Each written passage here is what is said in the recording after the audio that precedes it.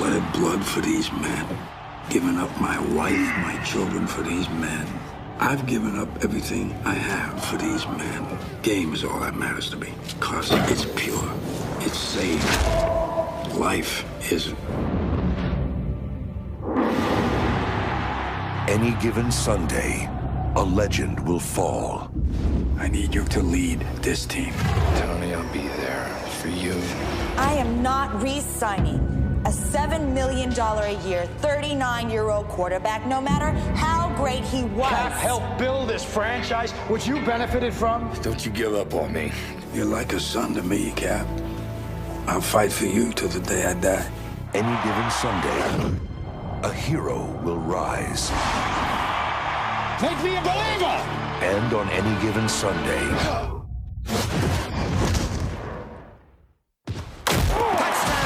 tradition will be broken. He's changing the plays. Just does what he likes. You run the plays, I call. I've been warming the bench the whole time I've been in the pros. I don't plan on going back. I am QB. You're a king in your own mind.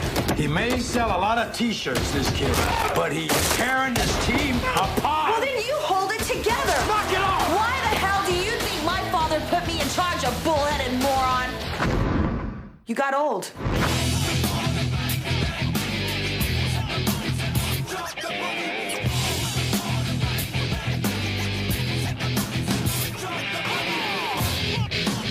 No intensity. No victory. Where the hell is your intensity, Tony?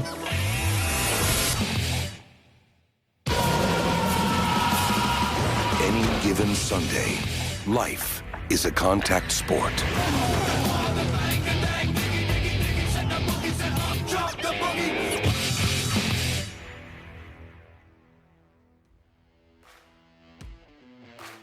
And welcome back to Wheels, Booze, and Bros.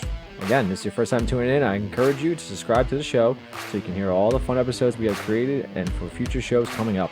For everyone else, if you haven't done so yet, please subscribe, rate, and review us on iTunes and any other listening places you do. Spotify, Google Podcasts as well. It helps us know what you like and what you want so we can bring better content to you. Lastly, check out our brand new website, reelsboozebros.com. Again, reelsboozebros.com.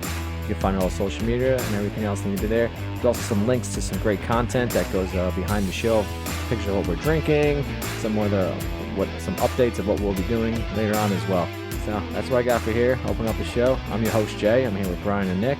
I want to say we start off season 2 with The Running Man, and today we're going to be bringing you Any Given Sunday. Gentlemen, how we doing? Pretty good, my man. Pretty good. Doing good today.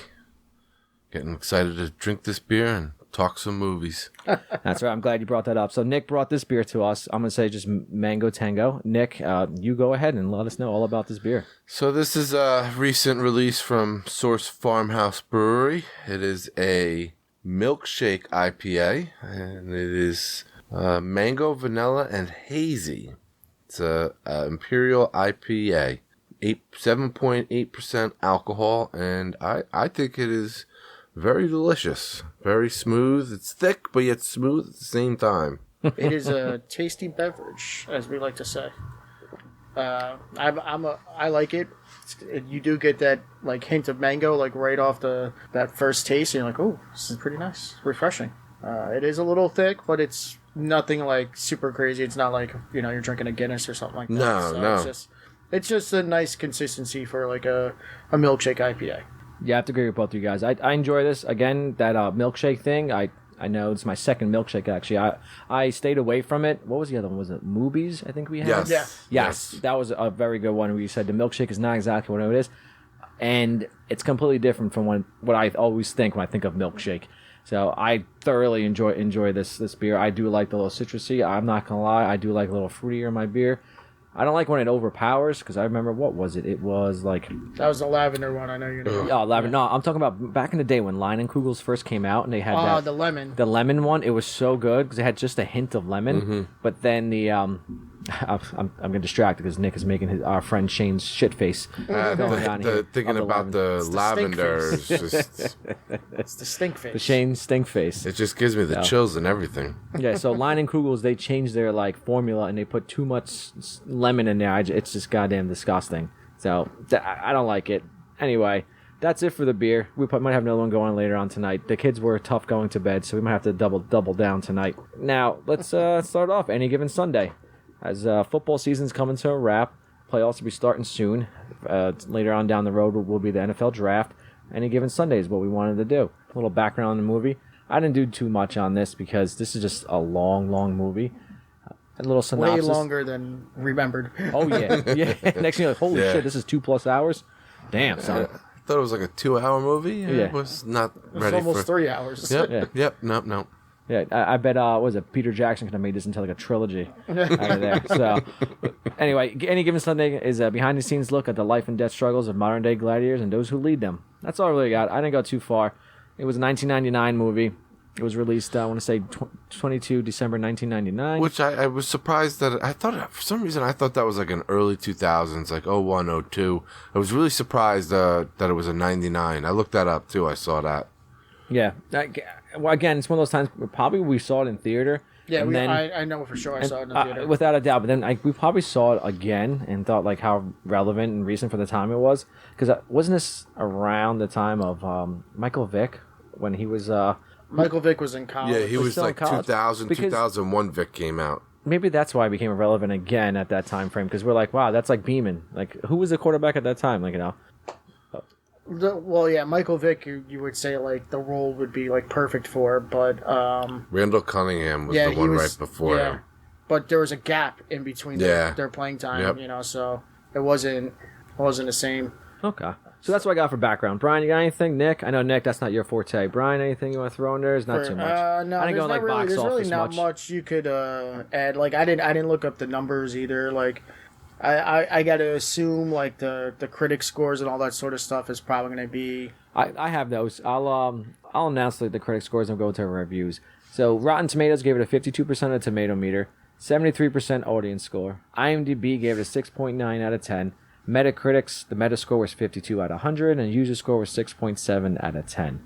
So that sounds about right. Yeah, so that's what the audience thought. So for us, let's see. Brian, what do you think your thoughts on this movie was?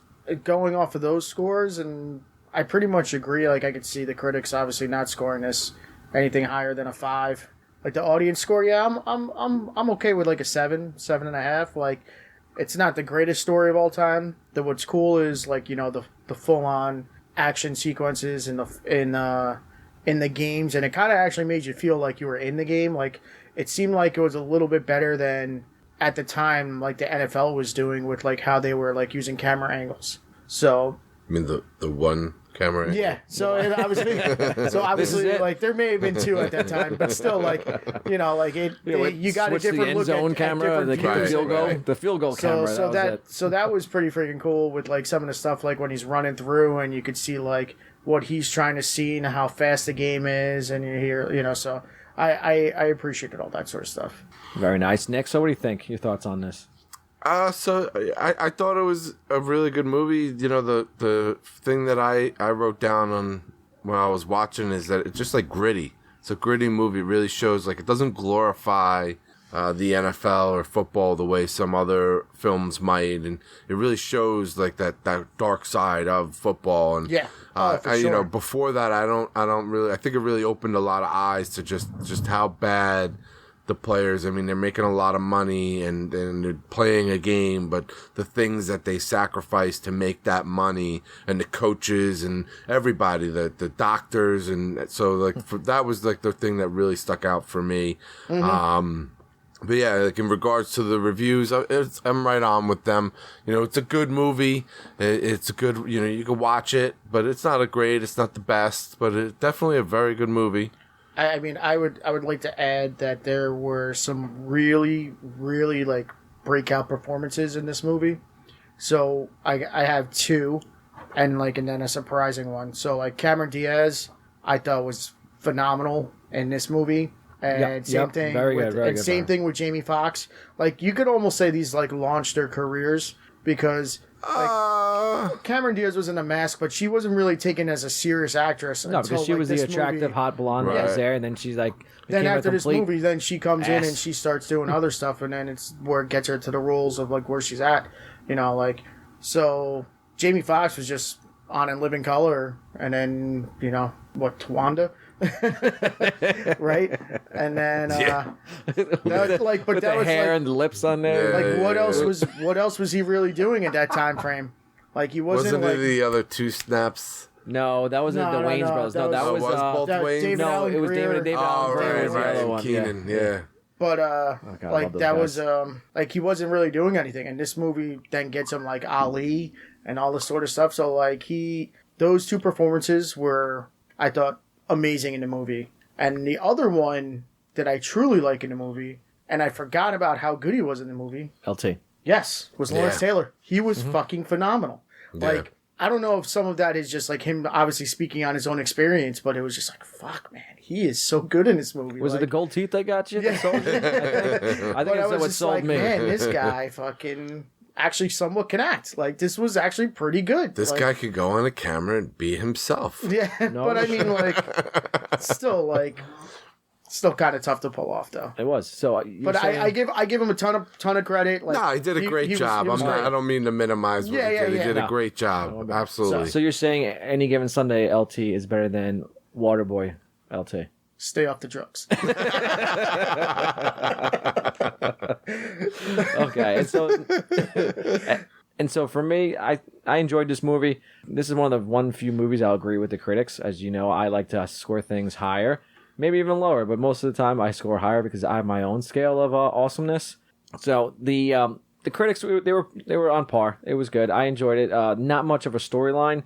Not gonna get too in depth. Not gonna too much there going on. Most of my favorite scenes were in the football scenes.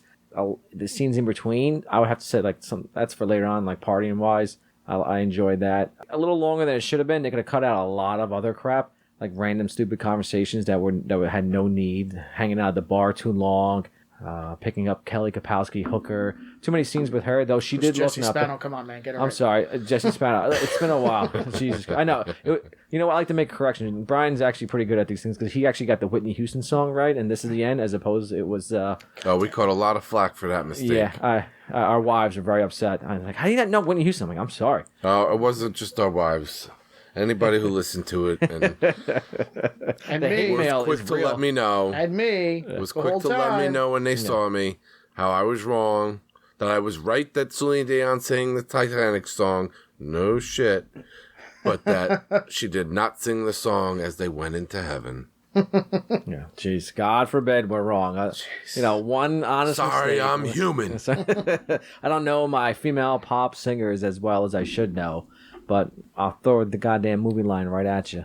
All right. So other than that, enjoyable movie. They should have definitely cut it down drastically by 30 minutes. I don't know where they could cut it, but I could definitely re-edit this movie, make it a little bit quicker in some scenes. And that's what we got for reviews. We're going to come back, take a quick little break. We'll bring it with the rest of the podcast, go into our favorite scenes, favorite quotes, and then carry on to the awards. You know, the usual rigmarole on this as you guys like to listen.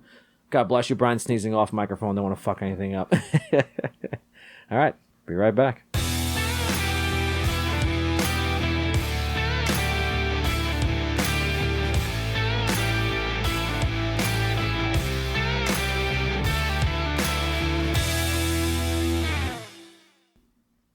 That's what a leader's about. Sacrifice. Sometimes he's got to sacrifice because he's got to lead by example, not by fear and not by self-pity. All right, gentlemen, we are back. Reels, Booze, and Bros, also known as RB2. We are back. So, let's get into it. Favorite scenes, gentlemen.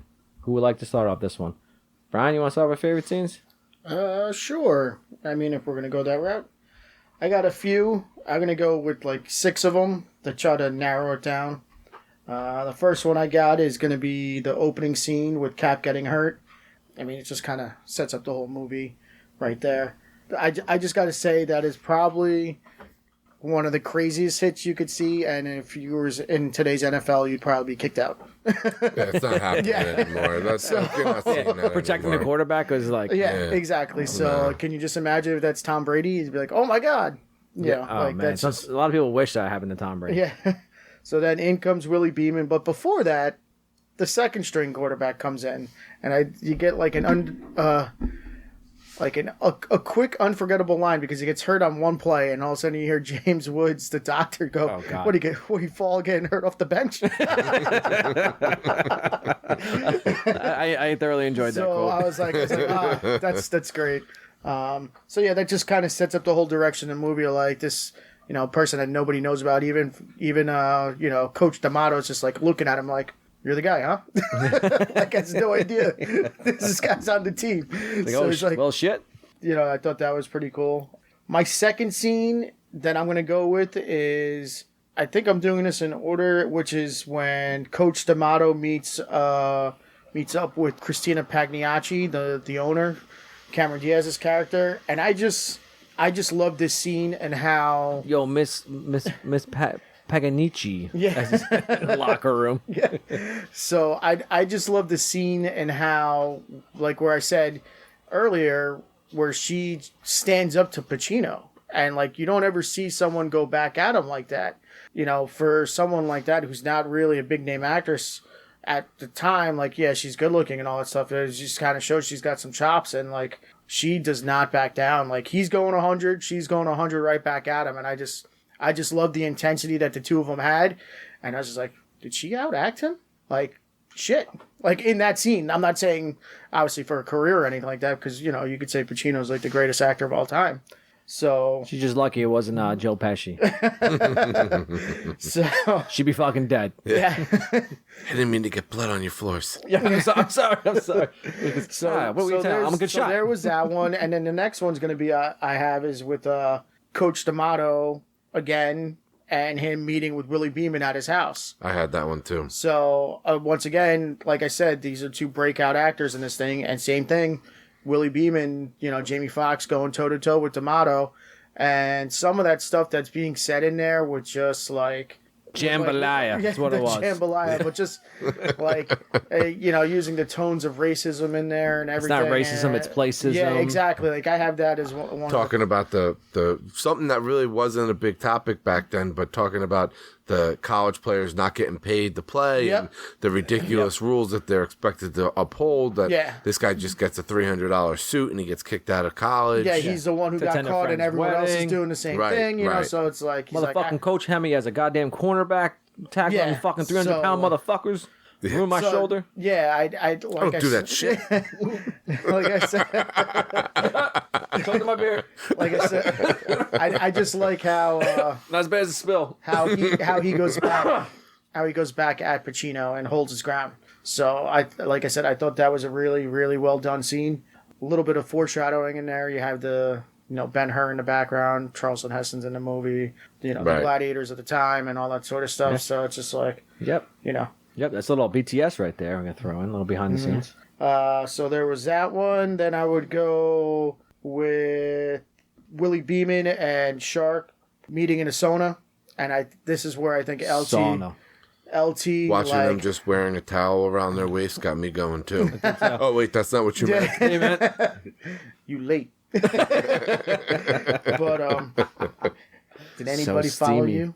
Yeah. But just how LT delivers like his speech in there, man. Like, where'd you hide that? Yeah, it was just like, dude, this guy.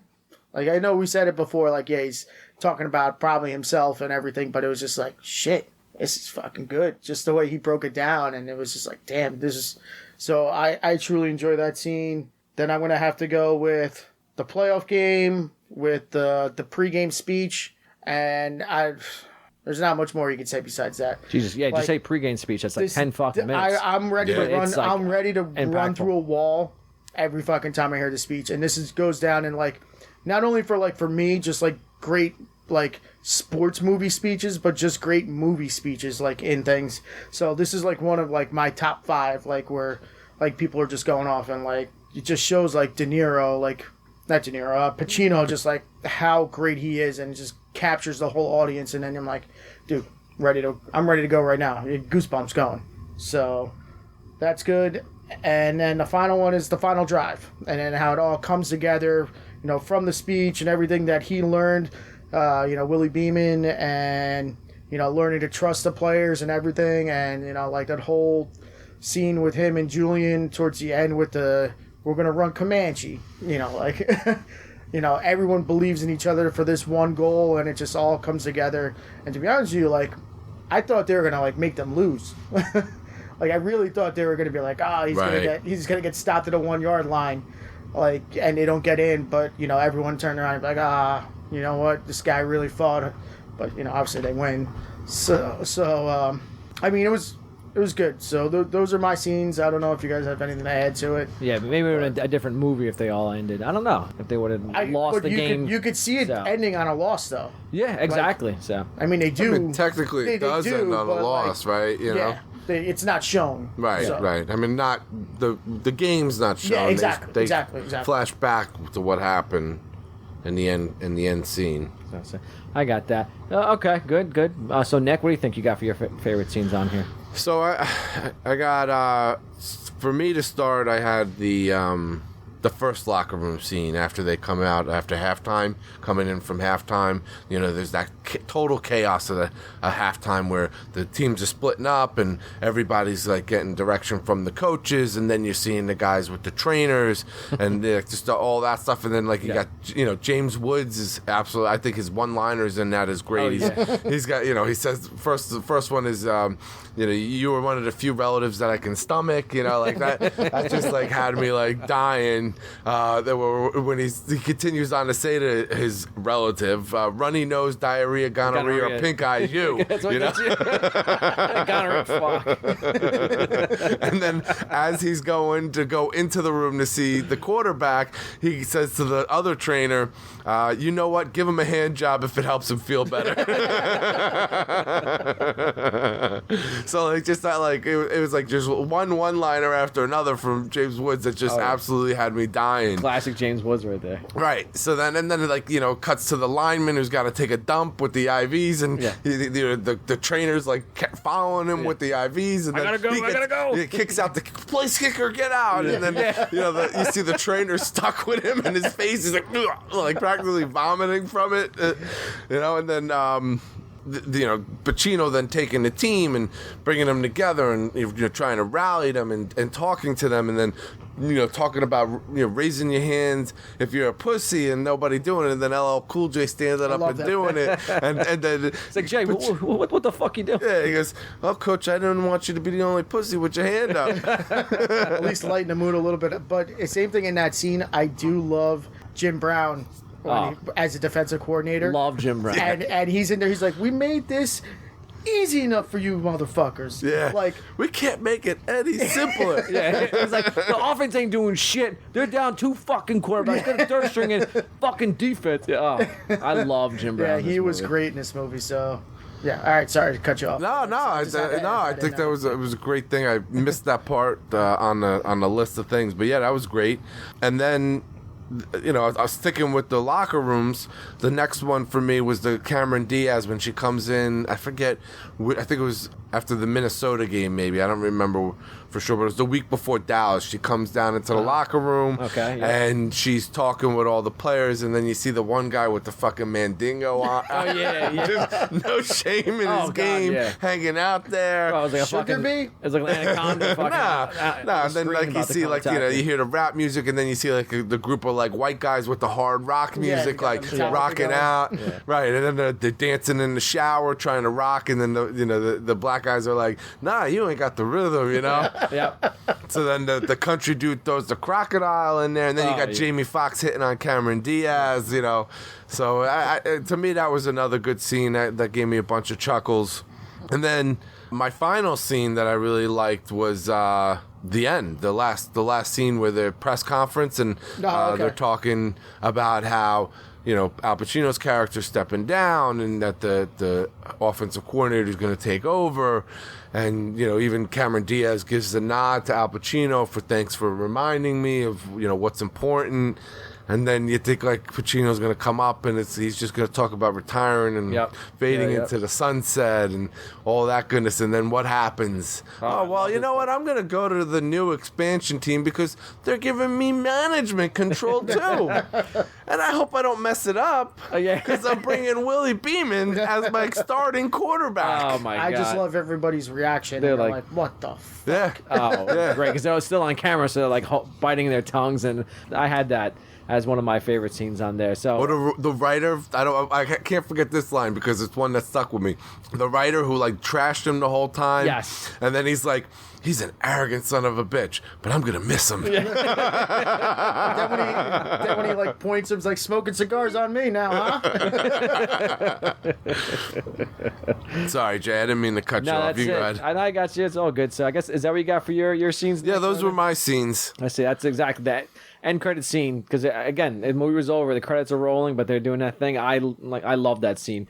He just sticks it to everybody. And then I got all the football scenes. They, as Brian said earlier, the NFL wasn't even really doing these camera angles and shit that's going on. I understand it's impossible for some of the stuff because you're looking at the camera angles. You see Willie Beeman's eyes where he's like, holy fuck, they're wide. They're trying to figure out what's going on. He's like all nervous as shit. Don't know who to throw to, gets fucking sacked or just takes off, starts running, seeing when he's so mobile. So all the football scenes were done so damn well. Mm-hmm. I feel like maybe the NFL took like a page from this playbook and said, hey, we need to step up our game because if a movie can do something like this, maybe we can too. That's not that bad. And I want to narrow it down also to the party at Shark's house. I like that was great because these guys are gonna cut loose and see what's going on. And the best part is Willie Beeman's at his point where he's like he's the star. He's on all these fucking magazines. He's singing about Willie Beeman steaming in the pool with a rap song. I make the women cream. Yeah, exactly. And this is only after like being the starting quarterback for 3 weeks. Yeah, for 3 weeks. Was it even 3? Maybe. Yeah, I think it's 3 weeks. So like, and 1 win. It's like, come on. I know, but he's the hot talk. He's like the new guy because it's like I guess he's so mobile and all around. He's vomiting on every field, but like doing a great game, running for a bunch of yards, a couple touchdowns. Anyway, so he starts talking shit to everybody, and then so LL Cool J's character goes up to LT and Shark and goes, yo, no, he says the motherfucking defense, they ain't doing their shit. And Shark's like, what the fuck? And so Shark cuts his fucking car in half. With the chainsaw. With a chainsaw. No, it was like with the Jaws of Life. Yeah, that kind of thing, a miter saw or something like that. And then he gets kicked out of the party. I'm like, this is great. This is fucking, get the fuck out. Now you realize that Willie Beeman was all about himself because it went straight to his head. But oh my god, that party scene was awesome. Too bad they didn't show a little bit more with all the crazy shit that was going on. If they were all on good terms, maybe have another party scene next to it. But that's what I got for favorite scenes. And so favorite quotes, there were a lot. I'm gonna go with Brian. I'll continue on with my my rant. The speech. That's way too goddamn long. I'm not gonna do a disservice to Pacino and try to quote that. Yeah, because you have to like read it perfectly. Yeah, it's and not to get that emotion. Yeah, no. Because he starts off. Inches. Yeah, he takes his highs and lows, and I don't think anyone can ever repeat that. Because at some points, but there were other ones I went it's like just Pacino in general. Like almost everything he says is quotable. You're just like, God damn, I had to stop, not continue making Pacino quotes. But yeah, so you guys probably got some of the stuff. The one as always. On any given Sunday, you're going to win or lose. The point is, can you win or lose like a man? That's another good one. My father used to say that all the time. And yeah, then again, we said earlier, if you're gonna be a loser, raise your hand. If you're gonna act like a pussy, raise your hand. And Julian raises his hand. He's like, what the hell are you doing, Jay? I don't want you to be the only pussy with your hand up, so I thought I'd help you out. Yeah, I love that one. I got that. And then Luther and Shark. Coach, calm down. You're going to have a stroke. And then, yes. Montezuma Monroe, Jim Brown. I don't give strokes, motherfucker. I give them. I had that one, too.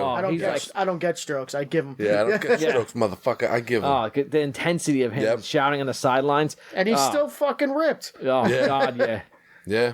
Then I said earlier, then another one I have is when Shark just got done slicing Beeman's car in half. He goes, in football, you have the offense and the defense. You can't have one without the other. Respect will be paid. So he's actually, after he destroyed his vehicle, he's dropping some knowledge at him going, listen, we got to come together like yin and yang, motherfucker. Don't fucking fuck with us. So I like that one, even though I was laughing, but you know what? It's true. He got his point across verbally and, what is it? Not physically, but, seeing it by cutting his car in half. Visually. Thank you. That's the word I'm escaping me. Visually. It's not one of these SAT words that I'm usually dropping on the podcast. No, it's a low level of a word. That's why I was able to come up with it quickly. Here's another one I got. Dr. Harvey Mandrake, James Woods. Perfect. Fuck. Okay, stay here and get butt fucked by 12 Neanderthals, bitch. This is actually after he just got kicked off the... After he just got fired? He got fired. Kicked off the practice field. And that's what I want to say. I said again, I want to reiterate the final speech at the game. So that's all I got. Anyone else want to jump in here? What do they got going on, Brian? I got pretty much everything you said. I got a couple extras. I did mention it earlier, but when Willie Beeman's talking to Coach D'Amato at the house, he's like, maybe it's not racism, maybe it's just placism. A brother needs to know his place. And you're like, okay, that one hits you pretty good. And it's just like with everything that goes on, and you're like, all right, I get it. Charlton Heston, after he's done telling Christina Pagliacci that she's got to meet with the rest of the owners, and he's walking out, and he's like, I honestly believe that woman would eat her own young. Yep, I had that one. That was one of mine. Yeah. The other one was, I guess from her father, but Christina says it herself, but she's like, no intensity, no victory. So that was good. And then basically, Jay, what you were saying before, I have the part of LL Cool J, Julian, when he gets all fucking pissed off at Willie Beeman when he's like, what the fuck you mean I'm dying inside? Motherfucker, kiss my Armani ass. You know what? You know what I did for this team? I'll take your fucking life. I was just like, damn. Yeah, that was and the way he said it, all fucking gangsta on right there. Damn, he's gonna fuck this guy up. This is fucking mama knock you out fucking But I was right the way he said it, and I was like, fuck. Just like the intensity that he had, and like it was great. I love that part right there. You felt it. You knew it was gonna happen. Hence the fight later on. We'll get to that. That's what you got. You got any other ones you want to throw out this, Brian? That's all I got as far as quotes. Okay, good. Nick, what you got for us there? So I got a couple more. From one of the ones is from James Woods early on in the movie when Dennis Quaid first gets hurt. And he's laying there and he can't get up. And James Woods like, are you so old that I need to bring out a stretcher? The next one for me is the scene where they're at that like swanky party with the mayor, and Al Pacino's outside with Cameron Diaz's mom. Yes, the cocktail dress party. Yeah, so that was the everyone's Dare. wearing. It's like the Dare program. Yes. Right. The fundraiser. Right, exactly. So they're all doing blow in the bathroom.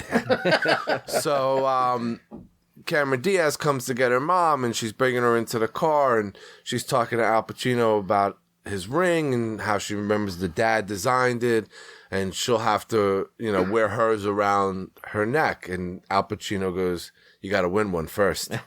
Like, just that, like, fuck you. Like, yeah, because they just got into it. Yep. So, like you can't take claim for something you didn't. Yeah, just win one. Yeah. Not that hard. Yeah.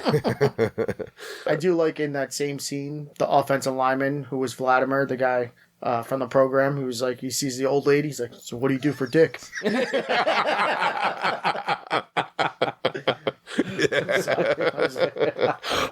It's a legitimate question. And then, Brian hit on a couple of mine too. So, but my last one is LT when he's getting carted off, and he's like, "Guys, don't drop me. I'm worth $1 million." Just like knowing he hit that incentive and it was worth it, Very good. So that's what we got for Nick. Anything else? I think that's what we got for quotes and we got scenes. So let's go head on to the awards. Now, best quote. I'm going to throw out my nomination. I know what I like. I think we talked earlier about the speech, about getting all fired up. That may be I want to try to narrow it down, but I do like when they also say the movie and the name of the movie title inside the movie. So I'm just going to throw out there where Coach D'Amato, he goes, on any given Sunday, you're going to win or you're going to lose. The point is, can you win or lose like a man? But I'm going back and forth between that and the speech. I feel like the speech is just too long because I want a quote to be quick, concise, as opposed to like a dissertation. There's your SAT word, concise. No, I agree with you. Like, so obviously, like, you could easily just say the speech is the hands down winner for this, but I'd rather. But would that be a quote or a scene? I'd rather win that for scene. Right? Like, that's just for me. Like, I think that's personally, I think that's the best scene, and it's not even close, just because, like we all just said, how much it gets you fired up and everything. But with Jay's point, I do like the any given Sunday part, like that as one of the quotes. But I also love the I don't get strokes, motherfucker. I give them. So those are my two. Those are my two that I would say. But if I had to lean, I'm probably gonna go with the any given Sunday one. So So we got Nick. What do you think? Something you want to throw else different in there? You want to? So for me, I think I'm going to stick with Was it James Woods coach? No, I mean he had a lot. He had a lot, but this is a serious movie, so I'm going to go with a serious quote, and I'm going to go with the LT. Don't you guys drop me? I'm worth $1 million. Just because like that quote has like so much meaning in it. Everything that guy sacrificed to get that money and what it meant for him and his family and that stuff. So. For me, I think that my favorite quote of the movie. I like that. Actually, I do too. I probably said that quote more than actually on the other one. I just said, don't drop me. I'm worth $1 million, motherfucker. Okay. Background noise. We're opening up beers. God forbid we open a beer on a podcast talking about beer. Hold on, ladies and gentlemen. Not spilling this time. Don't drop me. I'm worth $1 million. So this smells delicious. So the beer said. Everyone's looking at me because I was the one the last time to fuck that up. I don't know. It's tough. The only one. Thank you. Let's digress. On to that best quote. So I guess it's a tie. I can lean either way on those. I do like the LT quote, and I do like Coach D'Amato's quote. So I don't know. Anyone want to concede or go with? Maybe we'll poll. I say we poll all the time, but we never fucking do. We should probably phone a friend on one of these and see what's going on. But I do like the LT. I'm worth $1 million quote. Fuck it. I'm swayed. I could go to the LT. Okay. All right, LT. Let's do it. We're going. Not a problem. Like I said, I loved him in this movie. Yeah. So there's nothing wrong with that. Okay, good. We got that settled. So best scene. I'll go first. I know you guys both said the entire speech is going to be like for best scene. Yeah, that's mine. I want to go with the actual the final football game. Cap is now back. He gets the team started. Shark is now, as I said, now worth $1 million. He got his final tackle, his sack, like being carted off. Then there's Julian Washington finally goes up to the middle because to receive a pass because a little kid basically called him a punk bitch earlier in the movie. If you guys remember that. And then Beeman comes in and gets them to the victory. So I thought that final football scene, they brought everything together. Everyone accomplished what needed to be done. And I enjoyed it. But again, that speech is very powerful. So what do you guys think? I'm probably gonna lose. You both you said. I mean, well, for me, obviously, I'm going with the speech as that's gonna be the best scene. And I don't even think it's close. But for me, the only other one that I would say is Pacino and Cameron Diaz when they're butting heads. I just think it's just such a great performance by both of them in that scene. So that's it. That'd be your runner-up. That would be my runner-up. Yeah, okay. Hands down. Okay. Yeah. I think that's a lot in that movie. The scenes where him and Cameron Diaz were button heads, it definitely made the movie like it drew you in. It made you you either felt for Pacino, who was the older guy trying to impose his wisdom onto this young woman, and she thinks she knows better, and so do you side with the youth or do you side with the age? And it brought you to do one or the other. At the time when I first watched it, I sided more with the youth. Like I was more with Cameron Diaz and you got to bring the change. You got to run it the way you want. Mm-hmm. And now that I'm getting older, I'm starting. You get a little wiser. You're starting to see, okay. But at the same time, you got to look at it. She's also one of the few female, probably owners at the time, even though it's a fictional league. But whatever. Like so that brings a lot of weight to it as well. So, right. So she's got a ton on her plate as well. So she's not, she's got to do everything right and make a statement. Absolutely. There's going to be that draw to it. Yeah. Absolutely. Okay, so it looks like we got the pre-game speech. Okay, so the pre-game speech is going to be the winner for that. Yeah. The runner-up is going to be the scene. I'll listen to that before I go to the gym sometimes if I'm not in the right mood, in the right mind frame. And I'll be like, all right, let's fucking do this. I don't know what to say, really. 3 minutes to the biggest battle of our professional lives. All comes down to today. Either we heal as a team, or we're going to crumble. Inch by inch, play by play, till we're finished. We're in hell right now, gentlemen. Believe me. And we can stay here, get the shit kicked out of us, or we can fight our way back into the light. We can climb out of hell. 1 inch at a time. Now, I can't do it for you. I'm too old. I look around, I see these young faces, and I think, I mean, I made every wrong choice a middle-aged man can make. I pissed away all my money, believe it or not. I chased off anyone who's ever loved me. And lately, I can't even stand the face I see in the mirror. You know, when you get old in life, things get taken from you. I mean, that's part of life. But you only learn that when you start losing stuff. You find out life's this game of inches. So is football. Because in either game, life or football, the margin for error is so small. I mean, 1/2 a step too late or too early, and you don't quite make it. 1/2 second too slow, too fast, you don't quite catch it. The inches we need are everywhere around us. Hell yeah. They're in every break of the game, every minute, every second. On this team, we fight for that inch.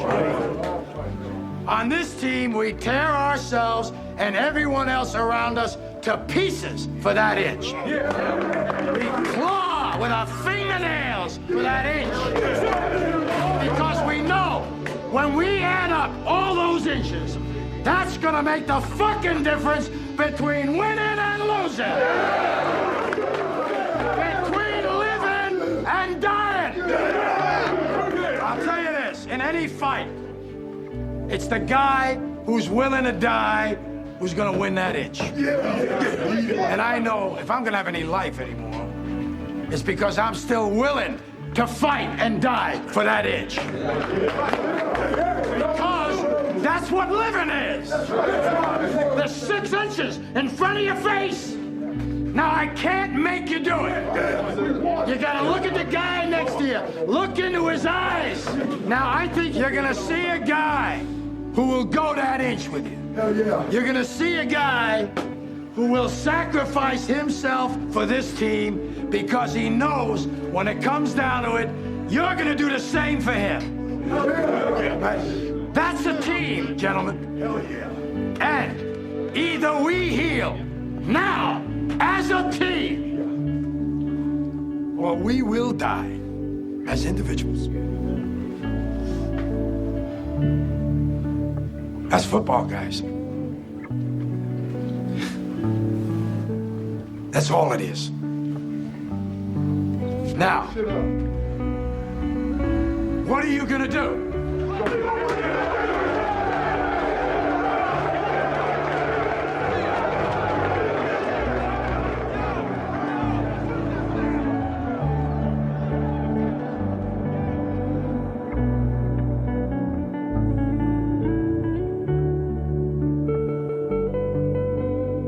Got it. Okay, now on to Best Character Randy Watson Award. Anyone want to throw someone out there? I know. Oh, my God. I think I know who should win this, and I'll fight tooth and nail, but... I have 2. Okay. I got two too. But I have a clear number 1. But go ahead. You go, Brian. We're probably going to have the same 2. LT's character? Wow. We do not have the same 2. Okay. Yeah. We do not have the same 1. And then I'm going to go Jim Brown's character. We do not have the same 2. Very nice. Yes. Wow. Solid. Those are very, very good choices. Okay. So I went more mainstream with mine, but those I do love those. Okay. I just love, like, there's just something about Jim Brown in this fucking movie. Like, every time he's on screen, like, you're like, it's just drawn to him. Like, his presence is there, and you're like, this is Jim fucking Brown. I was just one of the greatest players of all time. It's the sentence should have been, there's just something about Jim Brown. Period. Yeah, no, you're right. You're right. Period. But I mean, yeah, you're right in this movie, but it's period. Jim Brown is just, no matter what I see him do an interview for the Browns, even when the Browns are terrible, I'm intrigued. Yeah. It's Jim Brown. Yeah, exactly. But it was just like he just captures you like every time. You're like, Yep. fuck. And those are my two. Hey, that's what I tell you. That's the only one I had is Jim Brown. He fucking every scene he came in, he brought it 110%. He had me no matter what. He was in the bar scene with Pacino. Man, I know you ain't gonna turn that down. I know. Next, boom! I am locked in on him. I want to know what comes next. I want to know what he's gonna say. Well, what he's gonna do. And then again, I give fucking heart attacks. Motherfucker. Yeah. And then he's talking shit about the offense because they fucking lost 3 quarterbacks. Defense got to bring it up. He gives strokes, motherfucker. Yeah.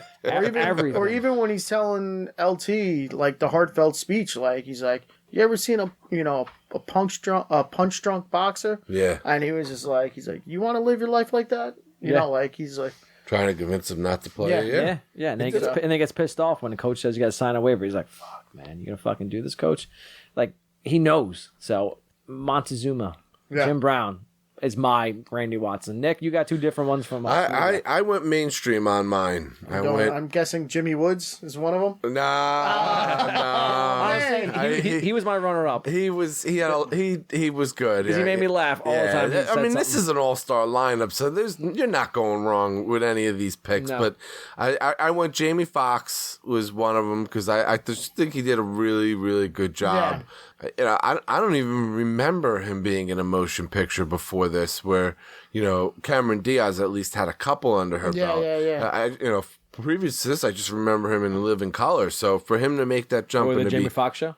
Was that before this? I don't remember. To be honest. It may have been. I don't remember. I can't remember when In Living Color ended. But it was comedy though, so it wasn't like a serious. Right, exactly. So and for him to stand toe to toe with such big names as James Wood and Al Pacino and Dennis Quaid. Dennis Quaid, yeah. Yep. I mean, it just really he did a great job in that movie, and so I had to put him as my number 1, and I had to for my number 2.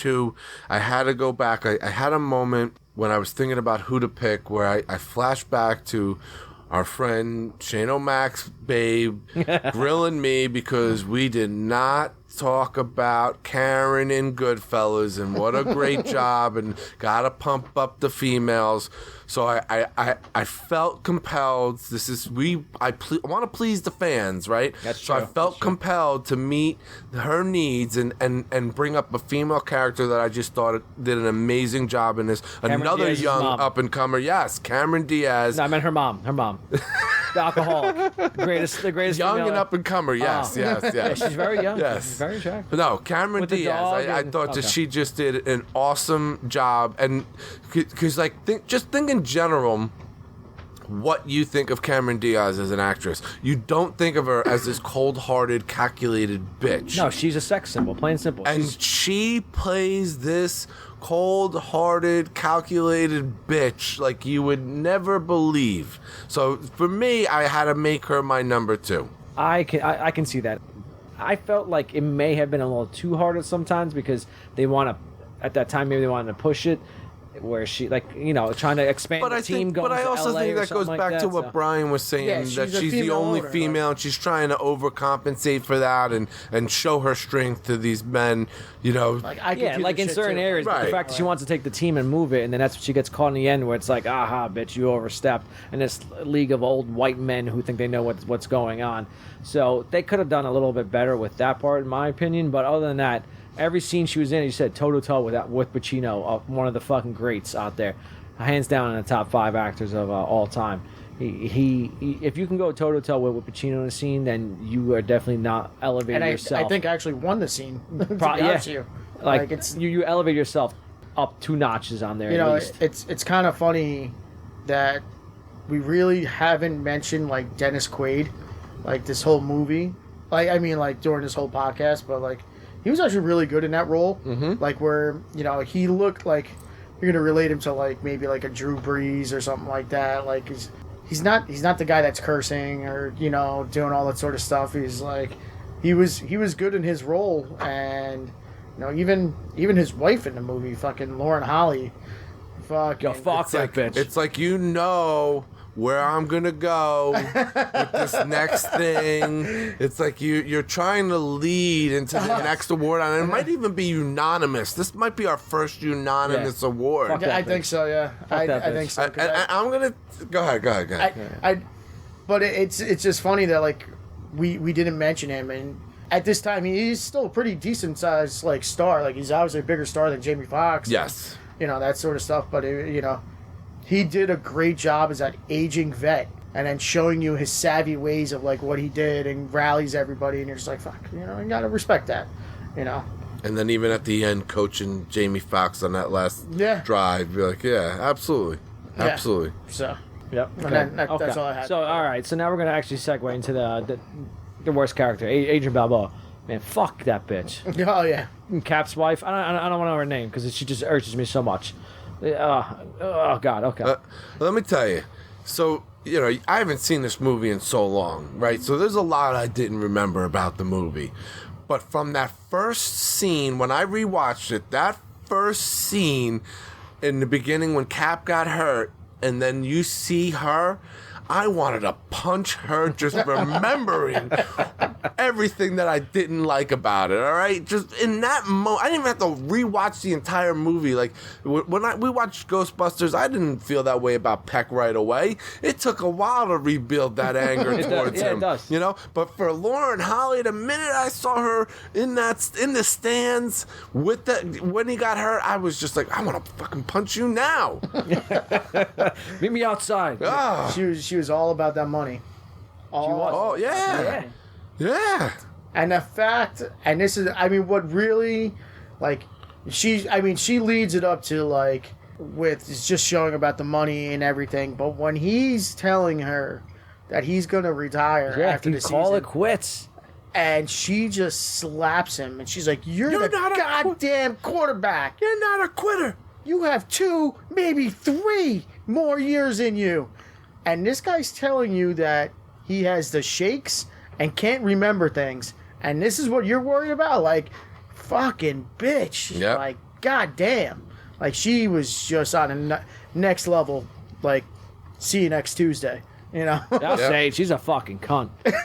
Fuck her. Dropping the bombs, huh? Yeah. She angers me so much. She made me equally share the Adrian Balboa award because I didn't realize I forgot about her because she's so. Look at her. She's a MILF, hands down. Oh Beautiful woman. And she just is such an asshole to her husband. She's just, I said, all about the money, the status. She's queen bee, and when they're doing all the wives and the dinner and stuff like that, and they're just kind of doesn't count till you have a ring on it, honey. Yeah, and just talking all this shit. So she doesn't want to give any of it up. She's like the Kardashian before it even started.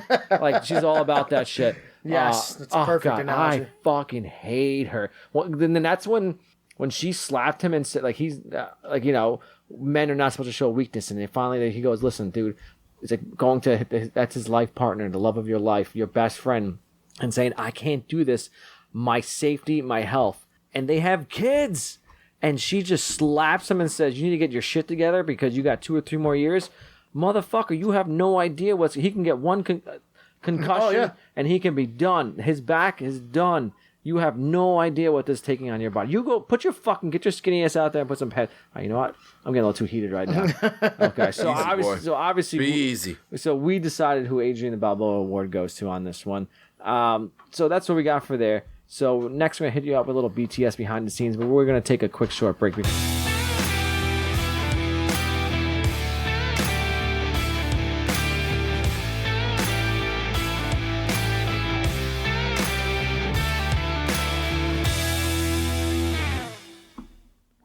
It's like my ex-wife. 21 different personalities, and 7 of them hated me. Jack Rose. You remember that little quote we was talking about there in the on his little show? Okay, so speaking of Jack Rose, little BTS behind the scenes. I'll start it off. Dennis Quaid's character. Cap Rooney's house is really Miami Dolphin quarterback Dan Marino's house. How nice is that? That's a fucking nice house. How were they with the emotional scene he had with his wife, or then with Al Pacino? He goes and sits outside, he walks around and swings on the fucking lake. Very, very nice house. Okay. Now, Al Pacino particularly relished his role as he found it a refreshing change from the usual cops and gangsters he often plays. So he thoroughly enjoyed this role. He played as most of his career, a cop or a gangster, which is pretty much he's suited for. But I can also see him as the coach. He plays this. I can't picture another good person as a coach as opposed to Gene Hackman in The Replacements as a good coach too, because he totally fits that role too as a coach. Let's see. Warner Brothers' favorite, Clint Eastwood, was sought after for Al Pacino's role early on. However, he also wanted to direct a picture, and the studio said, no, that's not happening.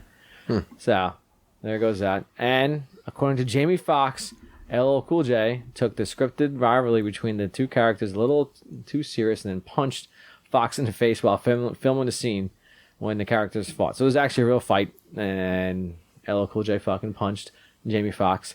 They then had an altercation in which Fox received a cut on his head before the two were separated. It was also reported that Fox filed assault charges against LL Cool J. LL Cool J denied this, and Fox spoke about the incident and Jamie Foxx might need security in 2002. So then 2006 comes along, Fox announced that he and LL had become friends. So there was that little tidbit on that fight scene. Last one I got is Sean Diddy Combs was cast as Willie Beeman, but dropped out because scheduling conflicts with his recording career. Oh, thank God. I could have never believed that skinny, that he was like a scrawny little thing like that. Yeah. No way you would have believed he was an NFL quarterback. He never would be able to bulk up either. No. Well, not only that, he's not an actor. Yeah. Like, he'd never be able to sell that role. Jamie Foxx made Willie Beeman. So, especially with I was imagine like it would have been like a remix with fucking the song. How great would it have been, though? I think it would have been a better... Jamie Foxx can sing. Hands down, he can sing. He's a great singer. He's talented. But I think it would have been a better rap video with Pete Diddy there. And Mace. Yeah, like, you know. And Lil' Kim. It was a lot more bling. The locks. Locks. I think, was Notorious B.I.G. shot by this point? Yes. It was This is 99, 97. God damn it. He was like 95, right? Was when he got killed? Okay. Fuck, man. It would have been nice to bring him back. Little Biggie Smalls. Okay. That's what I got behind the scenes. I know, Nick, you're not really good on this as opposed to... I actually... No shit. And I don't know if this is a behind the scenes or the part we do before, but I had to talk about the number of NFL players or one coach who was a college player, so I guess... Yeah, it's a BTS. But the number of former NFL players that actually appeared in this movie, right? There's a bunch. So we already talked about Jim Brown, right? Yeah, that's one. We already talked about LT. That's right? two. Then we have Y.A. Tittle was one of the opposing coaches. Yep, there's Dick three. Butkus was another one of the opposing coaches. That's four. Warren Moon was another opposing coach. That's five. We have Johnny Unitas, and don't mean to start trouble on a movie podcast talking sports, but arguably the greatest quarterback that ever played the game, Johnny Unitas, was in this movie. I know I said that to get that fire in your eye, baby. Well, at the time, yeah. Number six. There we go. T.O. was one of the receivers for Willie Beeman. Correct. On the That's team. Number seven. Irving Fryer. Number 82, I think T.O. was. He wore as opposed to... I think it was it 82? I don't remember the number. His number was like 81 or something at the time. I just remember seeing the T.O. on the background, on the back of the jersey. He has two touchdown catches. Yes, he does. Yeah, you see his face at one point. Yes. He actually, the NFL said, you can't do this movie. He said, whatever, I'm T.O. Yeah. So he goes in there and changes his number from the one higher than the one he usually wears. Okay. So that's seven. Who's next? Irving Fryer, That's another 8. receiver for the in the NFL. Ricky Waters was That's another 9. one, and then the final one And was the sportscaster in the last game, Barry Switzer. All right, okay. I that one I did not know. I knew pretty much all of those. He was the coach of the Cowboys. When they won the title it was when after. Jimmy Johnson did all the work, and the owner was like, Jerry Jones was like, you know what? I'm tired of you. I don't need to win with you, but I'm just gonna bring some coach, and he's gonna win with all the players you brought in, and I'm gonna say, we didn't win because of you. The 95 Super Bowl. Right. Okay. All right. He was a great college coach. He won at least one or two national titles, I think, in Oklahoma. And I have to give full disclosure. I did have to get some of that information from IMDb. Once I started seeing the football players, I was like, I saw Butkus. I forgot about Y.A. Tittle, but once I saw Butkus, and I was like, all right, let me see how many are on here. And once I saw like the number, I was like, holy moly! Yeah, a lot more because you're so. especially in the football scenes, you just realize like, oh man, such action going on. You're like, holy shit, wait a minute, that guy looks familiar. I think I know you. Let me go check the scenes. Let me go check the credits. And yep, there you are. You play in the NFL. You coached in the NFL. Okay, Brian, BTS, what you got? The only thing I got is, I mean, I had everything that you had, Jay, but now I just have one extra. Besides Clint Eastwood and obviously Pacino, who took the role, someone who was also rumored for it and turned it down was Robert De Niro. I can't see De Niro. I don't know if he... I guess they made him an offer he could refuse. I don't know if he makes the movie any different. It's definitely different. I don't know if he brings the same intensity that Pacino brings. No, because Pacino has that voice, and then when he can just turn it up, especially in that speech, it's what gets everyone. Because there's a certain point where he starts like yelling, and you're like, "Holy shit!" Then he brings it down. Right. And then you're like, "I'm holding this intensity now." Then he brings it back up again. I don't ever remember seeing De Niro yell, so I don't know. And maybe that would have been good. Yeah. So to see him in a different role, maybe that would have been good. But I think they did it.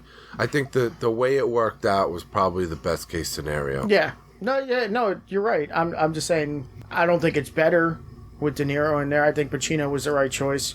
Yeah, like it, and especially like, even when they were saying Clint Eastwood, I'm like, I don't even want to. You feel lucky. Yeah, I don't even want to get down this road because I don't think he's that good of an actor. I think he's a great director, but he's not a good actor.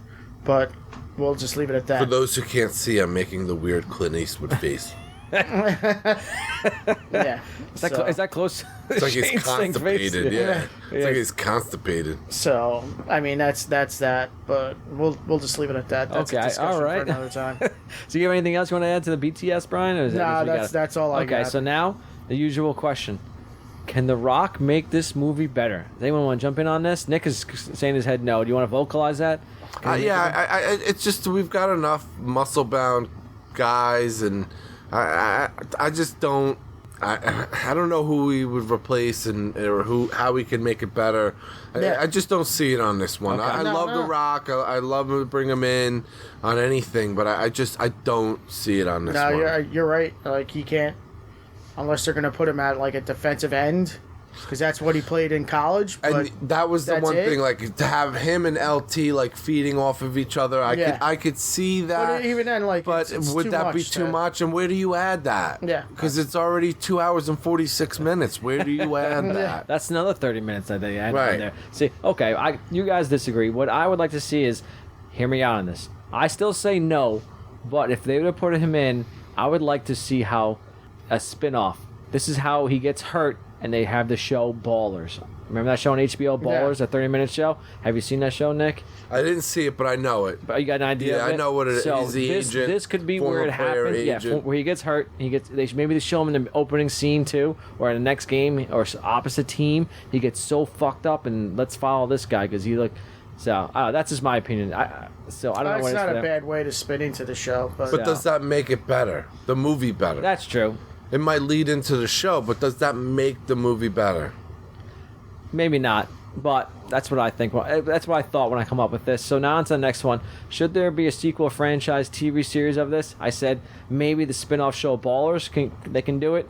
I could say yes, in my opinion, because if you've seen the show Blue Mountain State, it's a 30-minute comedy show. They could definitely do something off of this, go in depth. Because think about it, the party with LT. So hold on, we jump in. So sequel franchise. Are we on that one now, or do we jump to series? I'm kind of going to combine them all because you can see what's going on. So, like, can there be a sequel to this movie, or franchise, and/or TV series? I'm going to combine them all, and you think of what's going on, as opposed to action each and every question, because it's most like no, yes, no. So, as I said, hear me out. What I think is you can do the spin-off of the show Ballers, possibly, or look at this for an example. The comedy show Blue Mountain State. They made a show about that college football team, a 30-minute comedy. So there's a lot of material where this could be a 30-minute show of the football players. They can do with the episode of the wives of that bitch who I don't know say her name. You know, you could go like think of the parties and like how they're the trainer going more in depth about like altering some of the stuff, not telling them how fucked up they are actually, give them another cortisone shot. Dude, I feel like there's so much more to cover that's like behind an actual football game than what's going on. I could see it, what you're saying, but I don't know. I think the only way you could really make it into like a series is if you take it right after the press conference and Pacino goes with the new franchise and watching him build it from the ground up with the Albuquerque franchise and him and Willie Beeman start it. I think that's the only way you can make it. I personally wouldn't want to see it, but that's I like that actually. That could be the next one. I think that's the most logical thing. Yeah. And then you get you fill out the roster and all that sort of stuff, because that's at least some stuff that you could take some time to build on.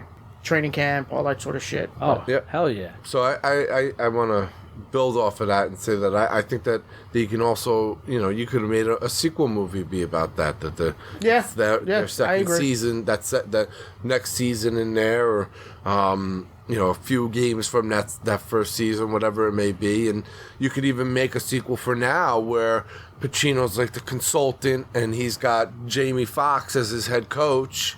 You know, like I think you could make a sequel, modern sequel. And we can make this into a show because we have a series right now. It's called the NFL, right? Like we have a series of this, so we know we can make a show about it. Like, so yes, I think I would say yes to both for me. Yes. Okay. All right. So I like that. It can be done, if possibly. I don't know. Maybe not. We got some ideas. So I wanted to capitalize on that. Just call us. We can write some scripts.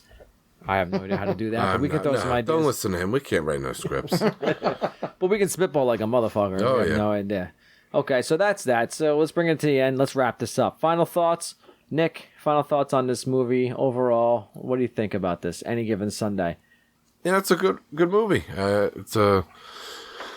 It's got an all-star lineup, and I think that, you know, if you haven't seen it, whether you like sports or not, I think it's a movie you'll like because, you know, as Jay complained about in the beginning, that it's got too much stuff in between the football scenes. So there is a bit of a story in it, so it's not just about the sport, it's also about the stuff behind the sport. So I think it's a good movie, and I think everyone, if you haven't seen it, I really think you should watch it. 100%. Okay, good. Very nice. So, Brian, what do you think? Your thoughts on this? I agree. And with this movie, like I said, it's a solid movie. It's you know, it's not the greatest movie. It's not the worst movie. But in the same time, this movie also launched two of like the biggest careers over the past 20 years. And Jamie Foxx and Cameron Diaz, they are now legit A-list celebrities basically after this movie. So their performances in this movie have gotten to them to like where they are now, you know, so that's cool to see. With that, you know, like I said, the football scenes in general and like just showing us the different angles that we weren't used to at that time, which was really, really cool.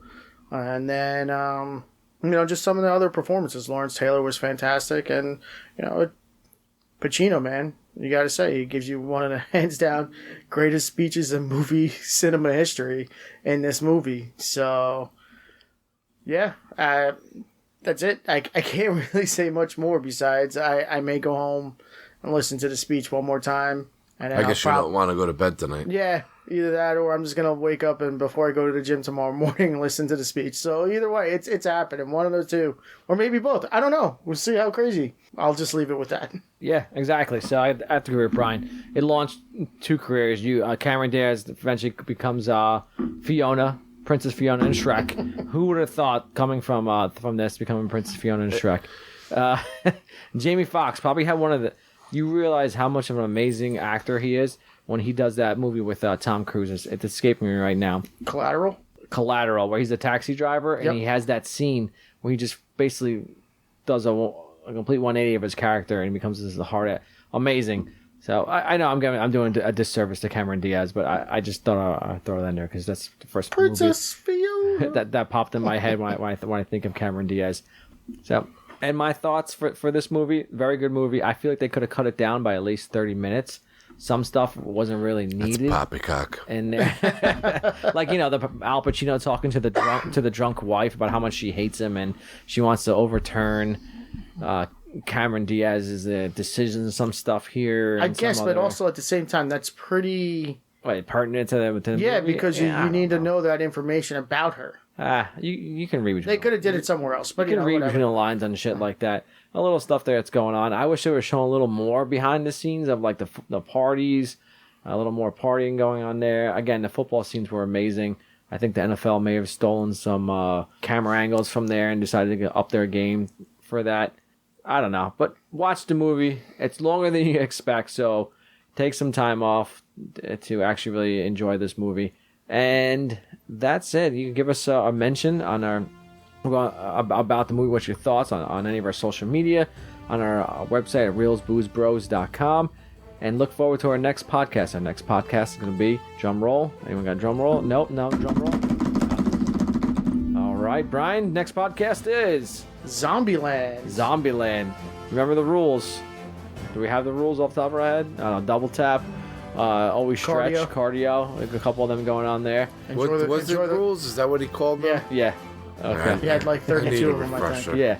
Enjoy the little things. I don't know if there were rules or like, I don't know what to call it. I don't know. A list? Are you looking for? Something like that? Yeah. Commandments. Hunting. We're going to go hunt the Twinkie down. Okay, so we got Zombieland for our next podcast. Watch the movie, and hope you can join us on our next podcast for what it is. So before we close up this podcast, I'd like to mention some of our fans. So we got Mark. I want to thank you for donating generously towards the Booze Fund. He gave us a nice donation there. And also our buddy Kevin for being our first Patreon subscriber under the Boozer tier. Thanks, gentlemen. I'll let you know. So before that, for the Patreon, we got 3 tiers. So we got the Reeler, we got the Boozer, and then we got the Bro. So Kevin, he's a boozer, and Mark gave a generous donation towards the Booze Fund. Gentlemen, again, thank you very much. And if you guys want to know more about that, check us at reelsboozebros.com. And we're going to head out of here. Until our next podcast, Zombieland. Be well, everyone. Cheers. Later.